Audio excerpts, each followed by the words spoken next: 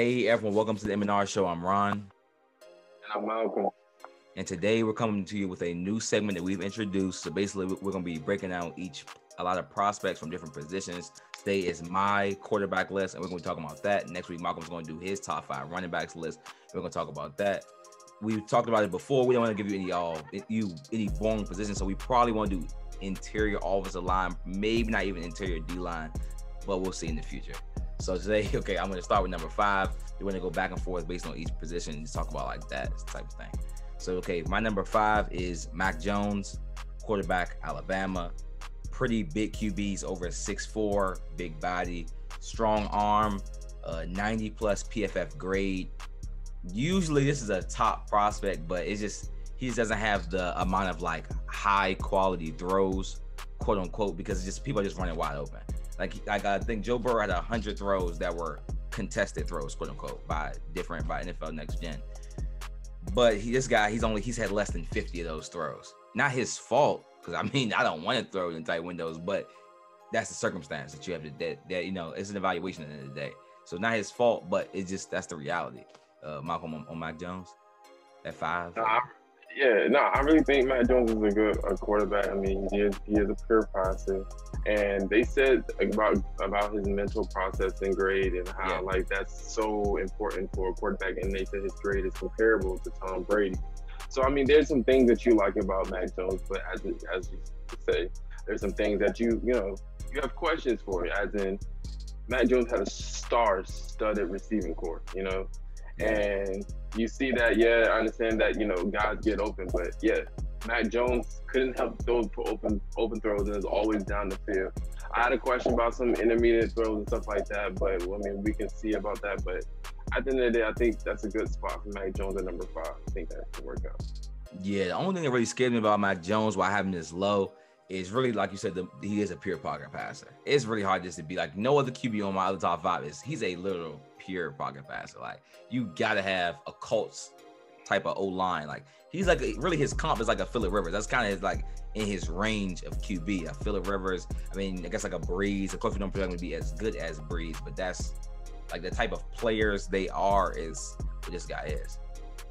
Yeah, I mean, for Mac Jones, I mean, yeah, he's not a mobility quarterback like the guys that you can see on our list. Yeah. But a guy like Mac Jones is able to evade pressure. And to be honest, you see guys like Drew Brees and Tom Brady, you wonder why they don't really get sacked that much. They understand the pocket, understand how to move into the pocket.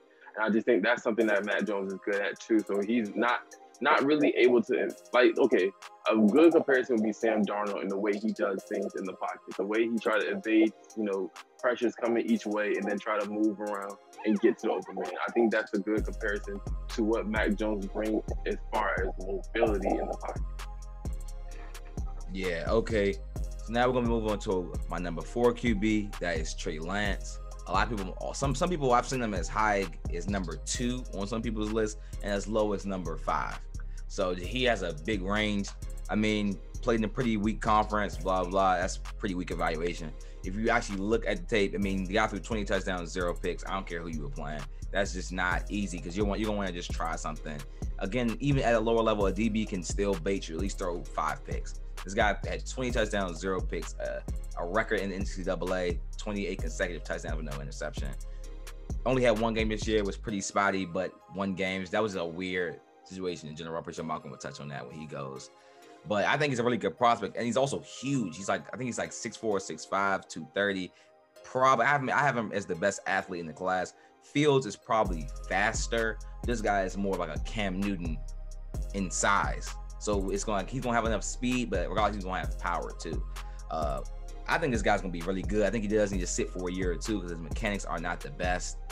But I mean, his rumor right now is either Atlanta Falcons, possibly with the Carolina Panthers. Perfect situations you could sit for a year or 2. Next thing you know, this guy will probably be a star in the league. Malcolm. Hey, I really like Trey Lance. I think he's one of the most promising quarterbacks in the draft. I think that we all look at the 20 touchdowns and 0 picks. I think I looked at it again. I had to look at his tape one more time. And, I do not want to pick apart every quarterback that is brought up. But I think that, he lacks aggression. If you think about it, have you seen like his tape and stuff like that? He gets what the defense are giving him, and he doesn't really force a lot of passes. So he's really giving me the type of game manager vibe who gives that mobility. So a guy like Teddy Bridgewater comes to mind, that who's mobile, and who can be able to throw all across the field, but they lack that aggression to be able to force some passes, not force a lot of passes, but force some passes into tight spots. They don't want to throw them into tight spots like that. So that's the only thing I worry about Trey Lance. But at the end of the day, you're getting a guy who's a physical quarterback. And, they have, the likes of probably like a Cam Newton type of quarterback. And this guy looks like he does not turn the ball over a lot. And I think that's more important for the quarterback position, especially if you're a team who can be able to develop a guy like Trey Lance. Now, I just think that his floor is somebody as in a guy like Teddy Bridgewater, or maybe, you're looking at an Alex Smith type version, but more mobile. He could be a very special quarterback. Yeah, I agree with a lot with Malcolm said about the game manager thing, because he does give you a lot of Teddy Bridgewater traits. I mean, throwing 0 picks is good and bad because they show you can take a lot of chances. But at the same time, with the Alex Smith and Teddy Bridgewater, they are definitely game managers, but they also don't have cannons. This guy has a cannon for an arm, which he wasn't unlocked as much in college because, I mean, just the level of coaching and everything else that goes into that. But at the end of the day, he does give you a lot of game manager tendencies, but at the same time, with the right coach, he could probably be unlocked. Matt Rule, Baylor, we sort of know that half-line offense in college. Perfect, got to go right under and just go in there. Or just watch Matt Ryan, who's going to throw for 5,000 yards a year. I think those are just perfect spots for a QB like this. Okay, now we're going to move on to my number 3 prospect, which is Justin Fields. I think it's probably the only, the really controversial one because people are 50-50, either he's 2, 3. Before the season started, he was either 1 or 2. It's people saying, maybe he can challenge Trevor Lawrence. That was what people were saying before the season started. I think he's the second best athlete in the class. He's probably going to run 4.5 or maybe 4.4, high 4.4s. He's that special of an athlete.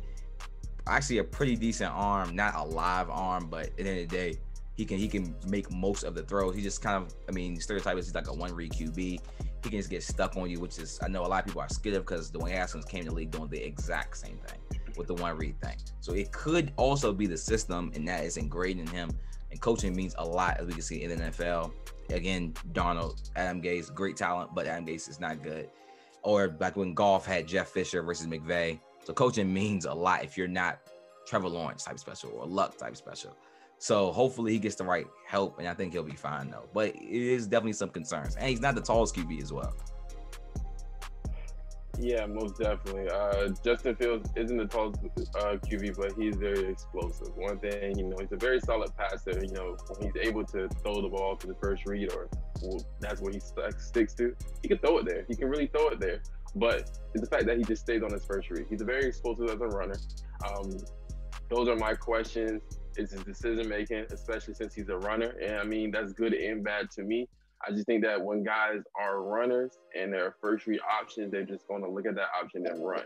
So they don't have that patience to be able to look at the other options that they have on the field. So I think that's something that you got to worry about with Justin Fields. But he's coming from Ohio State, where we always have these questions year in and year out with quarterbacks. So, it's nothing new to actually look like. It's just that Justin Fields is just a different type of talent. And if he's able to be coached right, could be a very good player. But another thing is, since he does his first, he look at his one read, he leads a lot of big plays on the field. There's a couple instances where you see that he could have passed to a guy who was open, but he passed to the guy who was, who had 2 people on. It might have been a good throw. Dude might have caught it. But at the end of the day, these don't happen in the NFL. You have to take what the defense gives you. And sometimes that's why I like about Trey Lance sometimes. I feel like that can work. But I feel like Justin Fields can do a lot more, which means throwing the ball down the field, but actually finding the open man. And I think that's what Justin Fields has to improve. So most definitely he has to stay not another year, but another year in development, not starting next year. I don't think he's not starting ready material for next year. Yeah, I think his best thing really for his career would probably be if he had a Lamar Jackson-esque fall I feel like that help Lamar. It probably have a QB like him. He probably won't fall that far because I mean, right now he's going to Atlanta and everything mock draft I think I've seen. I don't think I've seen Atlanta take anyone else in mocks, maybe besides him or Lance. So he'll probably go top 4, which will probably be good because he does have a bridge QB, maybe for 2 years. I think Matt Ryan will probably be there for a year or 2. So it'll probably be best for him. But another one would just be if he fell deep and just, it's like one of those wild drafted Blaine Gabbert type falls where next thing you know, he ends up in New Orleans. You're like, oh crap, like Sean Payton's got this kid. And that's why I think it can really work out for him. Yeah. Okay, now we're gonna move on to the number 2 QB, which is Zach Wilson, which is my favorite QB of the class. He just couldn't be number 1 because of number 1 prospect. But number 2, I think he has the second highest ceiling. He's actually pretty mobile for the way he looks. Probably not the most mobile QB, but can definitely break the pocket and make throws outside the pocket. Definitely a weaker conference. Didn't really have too many bad games this year. Well, actually, I only really count one game as like average, quote unquote, which is the Coastal Carolina game. I guess that was average. They still almost won the game, but that was out of all his games, that was the most average game, quote unquote. He made a lot of tight window throws, very accurate on third down. Seems like he was the team leader of the team. I just think this kid is going to be a great QB. I think he's the only other QB besides number 1 that can start day 1. I think can have a chance to be good, even if this kid goes to the Jets, where a lot of people have questioned because they do have the Salo. I think it's gonna be a good coach, and they have the LaFleur brother. So I think that's a good system around him. Hopefully, just can put some weapons. I think they've learned from Darnold. I think they need a fresh start. So just let's hope they put weapons around the QB if he goes to the Jets. Oh yeah, most definitely. But I mean, you look at a guy like Zach Wilson. Yeah, he's very accurate. He's a very good decision maker. He makes all the script plays, which is very good about him. I mean, there's a couple things can be size and then the level of competition that you have to look at. I mean, he was playing for BYU, played teams like Coastal Carolina, even though they was ranked, but they're not compared to the likes of like Ohio State or Clemson or either like Penn State or Michigan. So I mean, that's the only thing that you worry about him. But, things that I think about with Zach Wilson that comes to mind is he gives me some resemblance of Daniel Jones. And you probably like, oh my God, why are you saying Daniel Jones? But please don't over-exaggerate. I'm not saying that he's Daniel Jones. Most definitely not. But I just say that he has some traits that remind me of a guy like Daniel Jones based off the level of competition in school that he played against. And the fact that, he could do a lot of things that Daniel Jones came out of college doing and stuff like that. But I think that he's a better prospect than Daniel Jones, but I think he just gave me some similarities. So, I mean, if he comes into the league, he's slowly developing a little bit. Please don't over-exaggerate on it, but I think that he can be a very good quarterback. I just think that he might not come good right out the gate. I think that he needs some development, especially if he goes to a team like the Jets who don't have the receivers around him. I think that's going to be a little bit longer. So, but he's a guy that you should start automatically because he's a very good player. He can do anything across the field, and he makes a lot of off-script plays, which is very valuable in the NFL. So, I think that he's a good spot at number 2. I think it's a good spot. For. Yeah, I think he actually gives me a lot of Joe Burrow. I just don't think he played the level of competition that Burrow played. And he didn't have the receivers that Burrow played with. Because his receivers that he played with were okay. Some of them will possibly be drafted. I think one of them is like a 6th round projection. But I don't know, because Burrow wasn't OD athletic, but could escape the pocket. It just seemed like he always was out the pocket making a crazy throw, just like this guy. They're both pretty accurate. They both just not the most talented kid, but just seem cocky in their ability to be good. So I just don't think he played at LSU. But I think if he was at like a Florida instead of Kyle Trask, I think they could have been like the number 4. But they had Kyle Trask instead of Zach Wilson. So there goes that. Yeah, well done. Yeah, well done. Not that Kyle Trask is a bum, but you know what I'm saying. It's levels to this, literally. Oh yeah, I mean, at least we understand. Because at first, to be honest, Ron, you was talking a lot about Kyle Trask. I had Trask as my 5. But now he's 6. You calmed down with that on your list. So 6. I'm glad you understand that. I'm really glad you took the time to actually look at the list and understand that.